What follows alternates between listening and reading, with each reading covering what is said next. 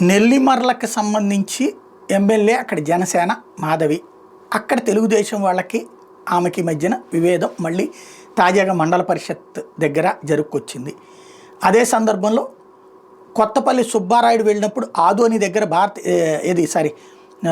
ఈయన మంత్రి వెళ్ళినటువంటి సందర్భంలో, నిమ్మల రామానాయుడు వెళ్ళిన సందర్భంలో ఆదోని దగ్గర భారతీయ జనతా పార్టీకి సంబంధించినటువంటి ఎమ్మెల్యే మీదన తెలుగుదేశం వాళ్ళు అసంతృప్తి.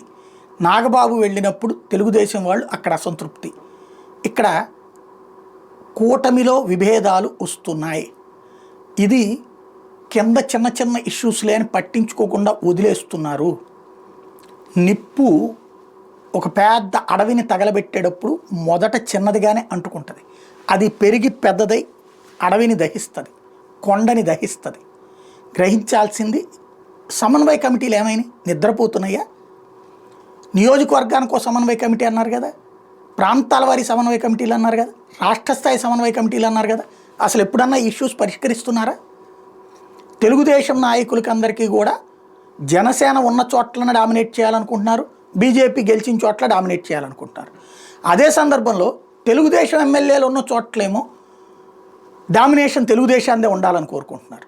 అంటే అన్ని చోట్ల తెలుగుదేశం డామినేషనే కోరుకుంటున్నారు. తెలుగుదేశం ఎమ్మెల్యేలు ఉన్నటువంటి చోట్ల జనసేన వాళ్ళకి సమాన ప్రాధాన్యం ఇస్తే, బీజేపీ వాళ్ళకి సమాన ప్రాధాన్యం ఇస్తే, అదేవిధంగా ఇక్కడ కూడా అడగడానికి వీలుంటుంది. మేము అక్కడ తగిన గౌరవం ఇస్తాం, మీరు ఇక్కడ గౌరవం ఇవ్వాలి అన్నటువంటిది. అన్ని చోట్ల మాదే పెత్తనం అనేటటువంటిది ఎందుకు ఉంటుంది?